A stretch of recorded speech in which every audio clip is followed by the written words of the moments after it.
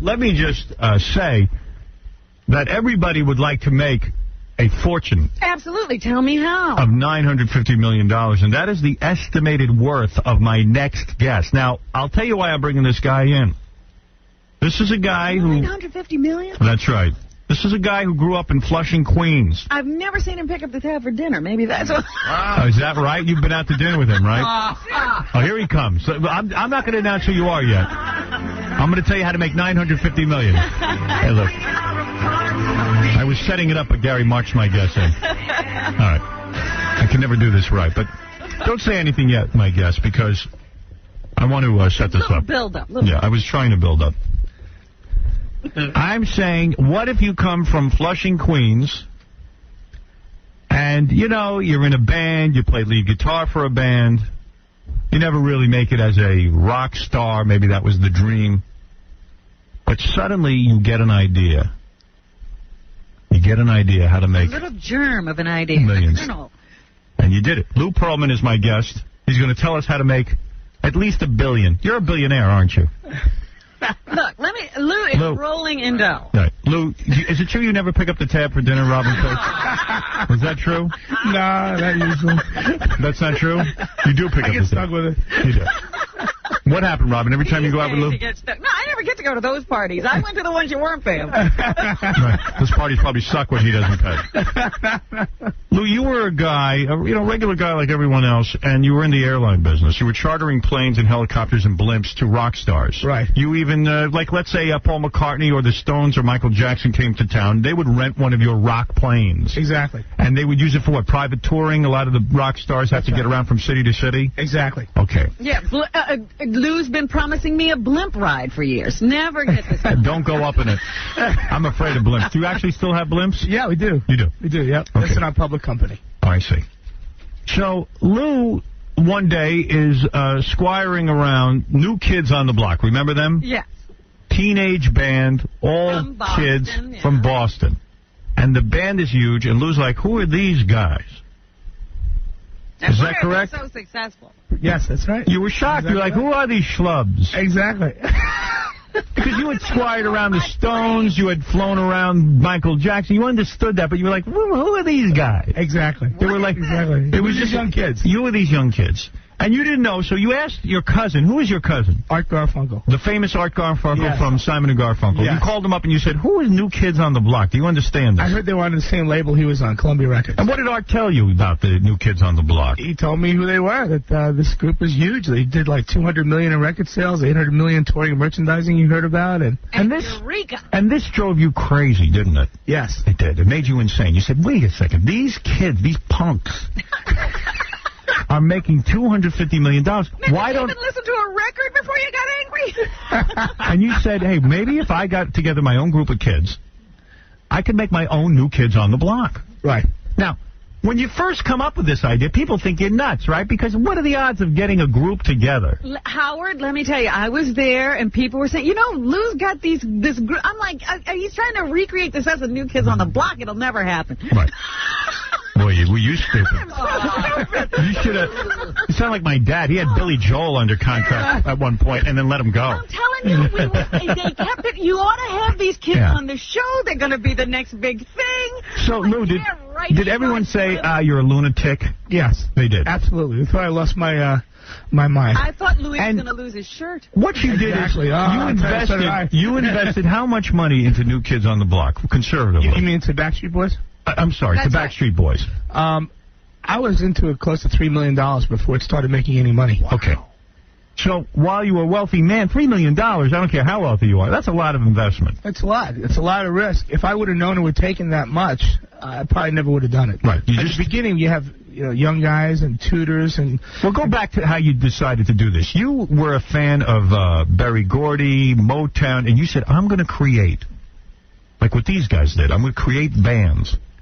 And how did you find these how many guys are in Backstreet Boys? 5? Right, it's 5 guys. Actually, what happened was I had met Smokey Robinson at a reunion party that we did at Queens College. Right. And I picked his brain a little bit about how they did it at Motown. Right. And what I learned from my guitar playing in bands and so on, and what I've watched from New Kids on the Block, I did some research. I I thought of the idea when I moved to Orlando, where I relocated in '91. A young lady friend of mine and I got together, and we researched the possibilities of putting a group together just as a goof. How'd you find these 5 kids, these new kids that you got? Well, initially, I thought I'd put an ad in the Florida Blue Sheets, which is an ad that would be looking for auditions and then people interested in music business, and nothing really came of it that much, but I did go ahead and locate through my friend, A.J. McLean. And he had been doing... A.J., of course, is one of the Backstreet Boys. Right. Yes. He's the one with the facial hair? No. And the tattoos? Tattoos, yeah. Yeah, okay. Yeah, sometimes facial hair. Yeah, right. And then what happened was we located Howard Doro. Right. Was the criteria that they not only sing but be good-looking as well? Oh, yeah, absolutely. Good-looking, dancing. Because we go for a clean-cut feel. And, you know. You were looking for a young audience. So exactly. Exactly. And all of these guys had been in the music business, or some of them not even? No, that's, in fact... most of them were just doing local stand-up things, or one guy was working on a Long John Silver, and other guys, you know... Aye, matey, have a seat. It's a Cinderella story. Right, so, and each one you auditioned and you put the word out. Yeah, the 3 guys initially from Orlando were the core. We had 2 other guys, one Phoenix Stone and another one Charles Edwards, and Phoenix ended up leaving to do his own thing and smart move. Is that the same kid who, when you formed NSYNC, also he was in NSYNC and then left? That was Charles Edwards. Yeah, I heard there was one guy who was in the Backstreet Boys, thought it wasn't going anywhere, left. Then you put him in NSYNC, thought that wasn't going anywhere, and he left. And each time he left. He's a 2-time Pete Best. Right. Do you laugh at him? Does he call you and say, "Oh my God, Lou, what did I do?" Well, you know what? The second time with NSYNC, he ended up getting married. He's divorced now, by the way. Great. Is he completely depressed that he missed out on this fame and fortune? Yeah, he's still working on something, though, so maybe eventually something will happen. But Will you be involved in it? You're not going to be involved. I got my hands full right now. Right, you're pretty busy. Okay, so you start to work these guys, Backstreet Boys, you call them. Why Backstreet Boys? There was a market near my house called the Backstreet Market. Right. So, appropriately thinking Backstreet something. Who named them? You? I did, and I ran it by the boys, too, to see that they liked it as well. But I came up with the initial name. You mentioned tutors before, so you had to work with them to teach them to dance and to be on stage and to perform. So you weren't tutoring them in math. You were tutoring them in show business. Yeah, well, I'll tell you, actually, it was a little of everything. What happened was, my end of it was tutoring them in vocal training, getting great vocal coaching.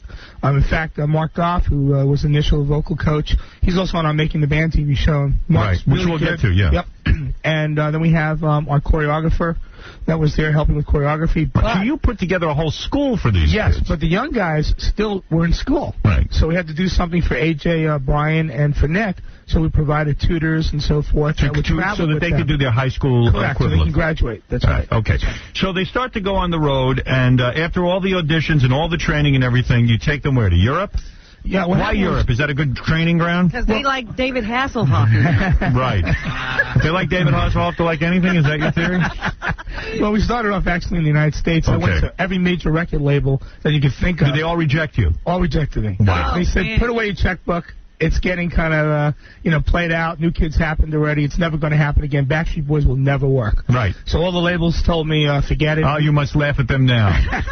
Who eventually signed you? I eventually went to Jive Records. How did you get them to go along with us? Well, we were at Mercury Records, and Dave McPherson and this guy who was there, this young lady, Osra, who we knew David. And did they come and hear the band and see something in them? Yeah, well, what happened was I got a management team to start with the guys, and that's Johnny and Donna Wright, and they came in and brought in some of their friends and connections that got us and led us to Jive. And how do you get these songs? Some of these songs are great. Now, who wrote all these songs? Did you write these songs? I wrote the first one they did called "Tell Me I'm Dreaming," but I never went anywhere. It's only in the UK. Right. But in actuality, the record company, Jive Records, ended up helping us tremendously with all the A&R. So you pick, in other words, they don't write these songs, the boys. They pick the songs from other songwriters? Initially, it was songs written by famous songwriters. Dennis Pop was one of our first guys, and Max Martin. Mm-hmm. But as a result, the guys do some writing now. They do? Yeah, now you do writing. Have any of their own songs ever become hits? Or just the ones you picked for them? I think just the main ones were hits. But who wrote Backstreet's Back Tonight? That's written by Max Martin. I see. So that's someone outside the band. Right. Most of the major hits were written outside the band. Full Force were writers and other. Would you say this is like the Monkees 2000? Like, remember the TV show The Monkees, where they put together the band and the band became successful? Would you say that that's sort of the model also? Well, I mean, you can consider something along those lines, such as pop. But in reality, the guys that play instruments, they also go ahead and perform and do very well. They are musicians, you say? Yeah. As the boys became more famous, though, they became resentful of you and your involvement because they felt you took too much money from them. You took 50% of the profits. You took, but yet this was your creation just as much as it was theirs. I mean, you're the one who put up all the money, didn't you? Yeah, I think that because I put up all the money and all the risk, the bottom line would have been that we all put a lot of hard work in it. Were you shocked when they turned around and sued you for money? Well, you know, there's a whole evolution why that happened. It was a long period of time. The reason why the initial thing happened was because of the statute of limitations that they were advised by an attorney to just file some documentation. It was a friendly basis, actually. A friendly lawsuit. And then later on, as advisors get into people's ears and as money starts accumulating and, you know, become rich and famous and money starts happening, you're young, and parents, you know, get talked to by other people. Yes, and also I would imagine women get involved also. The boys probably started to act out sexually, did they? Oh, you know, they had a lot of fun. They did.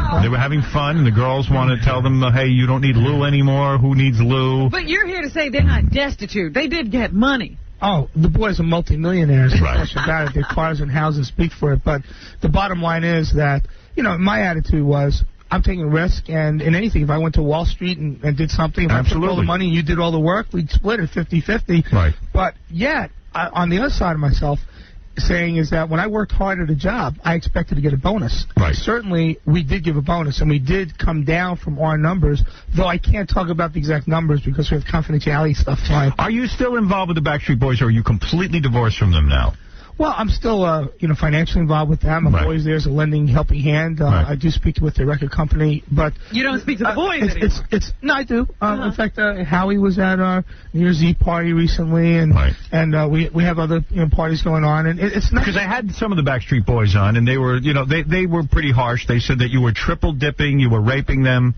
They made other statements to that effect and they were also very angry that you went out and started in sync. Well, I'll tell you, the evolution of what happened was is that when I got the group together, we needed a management company. Right. Now, the management company couldn't come in and work these guys for 2 years or 3 years without any money. Right. Because they weren't going to make any money at the beginning. You know, playing around the country at high school is not getting paid. Didn't do anything. Right. So I funded the management company. I looked around to try to get somebody else to do it, but nobody was dumb enough to do it, so I had to do it. Right. And I put up the money for that company. So to receive money back for what I put up was only a matter of, you know, semantics. And then later on, when Charles came back with his friend Chris and introduced me to Chris was in the process of wanting to get a group together, knew some people in Orlando. And that was in sync. And it developed into in sync. Right. And I guess the boys and Backstreet Boys got jealous because they said, wait a second, if you find a good song, are you going to give it to NSYNC or are you going to give it to Backstreet Boys? Well, you know, that's a question where we left it to the record label because they were originally on a different record label, and now they're on the same record label, so they actually have the same problem. And the Backstreet Boys never even realized that you had NSYNC. Not until years later did they realize. Well, no, we all talked about it. They knew Charles was coming back and I was going to help Charles and so on. So you're certainly entitled to help other bands? Yeah, well, especially Charles was in originally Backstreet Boys, so it was an evolution that occurred. But certainly, it was not at a point where anybody thought anything was going to develop out of it. Is it fair to say between the two bands, NSYNC, which is a huge band, and you're still involved with NSYNC, right? Yeah, I'm involved with it. But they're suing you, too. Oh, they're suing you, too? No, everything's been settled. But why do people bite the hand that feeds them? You know, that's a good question. But does it upset you? It's got to hurt you. It personally hurts in a sense that if you make someone multimillionaire and they make a lot of money and they're famous and they get their dream out, to not remember, you know, exactly how it occurred, and listening to new advisors and new people, and they all go through different sets of advisors from time to time, without fully understanding the evolution of all the different ways that this comes about. Yeah, and that all the money I had to put out for the management side, the production side, the recording side, the traveling, the touring, the tutors, and everything. Right. And the so rest you did the same and most people, and now when you see that it pays off, everyone goes, oh, big deal, you put out some money. But the odds are that it's never going to work. All right, wait a minute. I just need to know, how much did it cost for NSYNC? You said it was about $3 million for the Backstreet. NSYNC was less because we already had the model working. So it was easier. in recouping. Are you worth now $1 billion? You have to be. Well, you know, I don't really talk about my He was probably worth that before all this happened. You know, Really? he's talking about this, and it takes a lot of money to make this happen. Lou, you're sort of a quiet billionaire. I mean, you always read about these billionaires like Ted Turner and Mel Karmazin, but you're quietly taking over the world of music. I'm going to take a back seat. You know, I'm having a great time, and I really enjoy what we're doing. All right. So buy us breakfast, will you? I mean, really, you don't you know a lot. All right, let me just say that so this is how you do it, ladies and gentlemen. Have a lot of money. Have a lot of money. Invest a lot of money. How did you get the planes and stuff when you were just, renting those things to rock stars? What I did was I put limited partnerships together. I'm an accountant. You're an amazing businessman, aren't you? Well, I took an advantage of the fact that there was tax shelters at the time and aircraft investments and Safe Harbor Act and so on. And I got investors to buy aircraft, and we'd lease them out and operate them. Why don't we do that? We're stupid.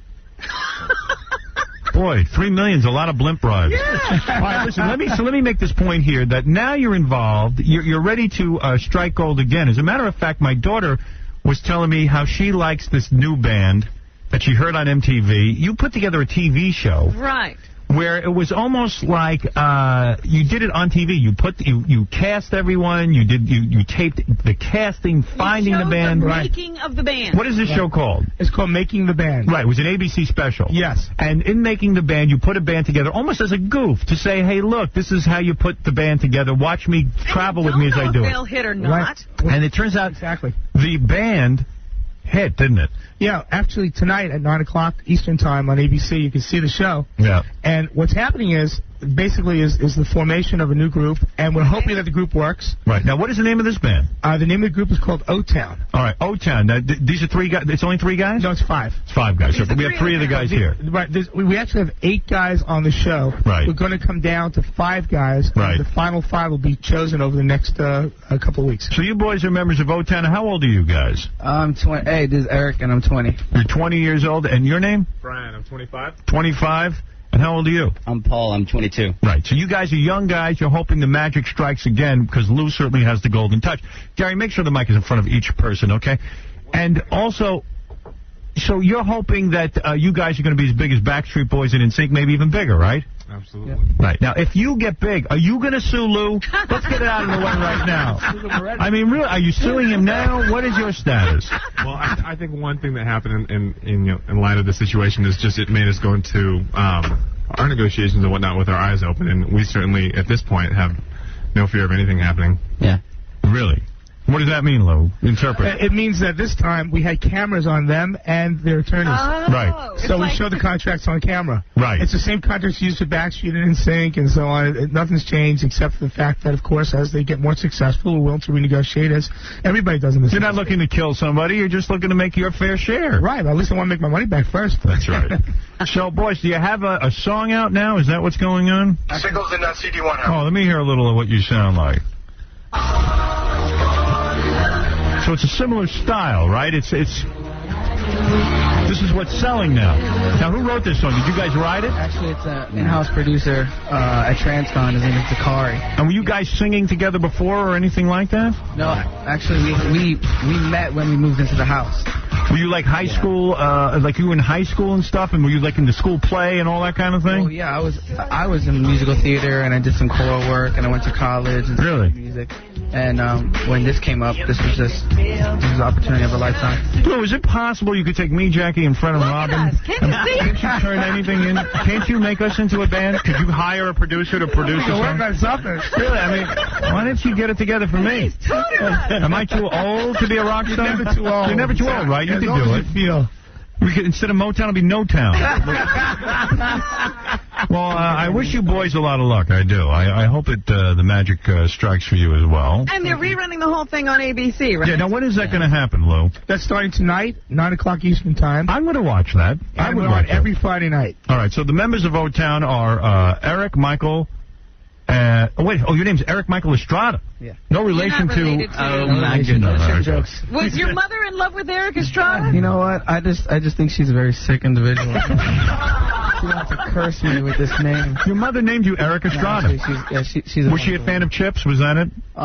No, she just liked the name Eric, and my dad's name happened to be Estrada. Eric Estrada. So I guess she put the Michael in there just so I wouldn't. Right, Eric Michael Estrada. I said, oh my God, you're kidding. What kind of thing is that? And Brian Chan, you are here, and Paul Martin, and I wish you guys a lot of luck. Thank you. Lou, you don't need any luck. No, What do you do with all the money? Seriously, what do you do? How do you live your life? Have fun. You do. I work hard and play hard. What kind of fun do you have? What do you like to do? Are you a gambler? You like to play cards? I have a nice house and Yeah. boat. What, you got a mansion? Yeah, down in Orlando. No I think kidding. it's all of Orlando. I think when you go to Orlando, you're at his house. Did you buy all of Orlando? I keep buying it up, you know. Yeah. Not Disney, it's Lou's. And then His own theme park. wow, it's unbelievable. Yes, Baba Boohai. I think O-Town is the name of Lou's compound. Right. And he's got like this big, it's studios and homes and blimps and planes and helicopters and everything else. Really? Community. Yeah, we built a $7 No wonder Robin's palling around with you. Does your compound have its own zip code? Like, is it its own thing? Yeah, it's on postal. Lou Land. Does it have a name, your house? A lot of rich people name their house. Yeah, O-Town. O-Town. Oh, it's called O-Town. Yeah, I we named see. the group after it. I see. Wow. Yeah. Jesus. Unbelievable. Do you boys hang out at O-Town? Absolutely. Definitely. What do you do down there?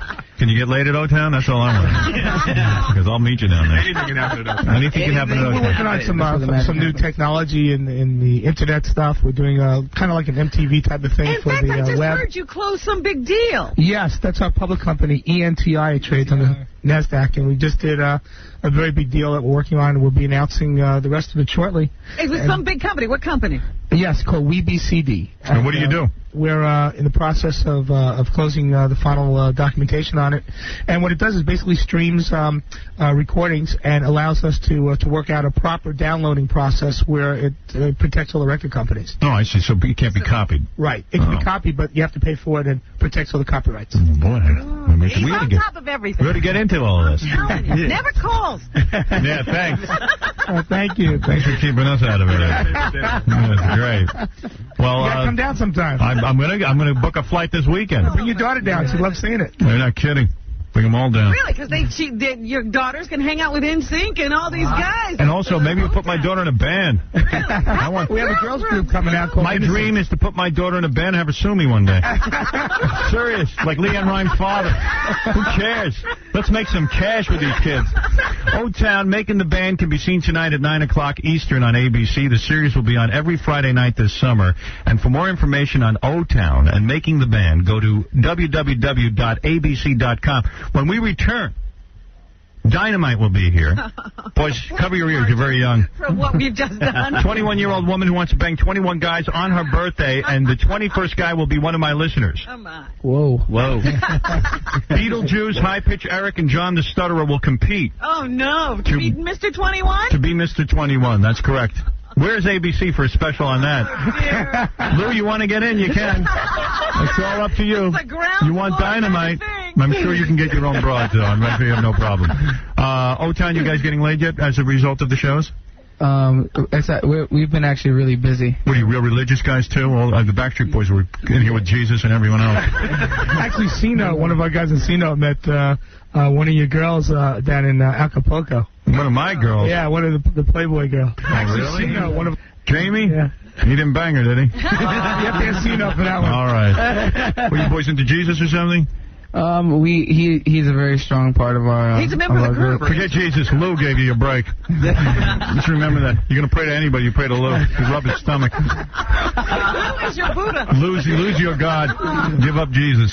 That's it. There you go. There's God sitting right there.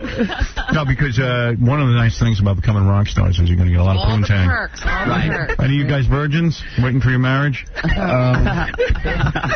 You're not that into Jesus, are you? That's right. Okay. Lou, great seeing you, Lou Pearlman. O-Town, thanks for being here. We'll be back right after these words.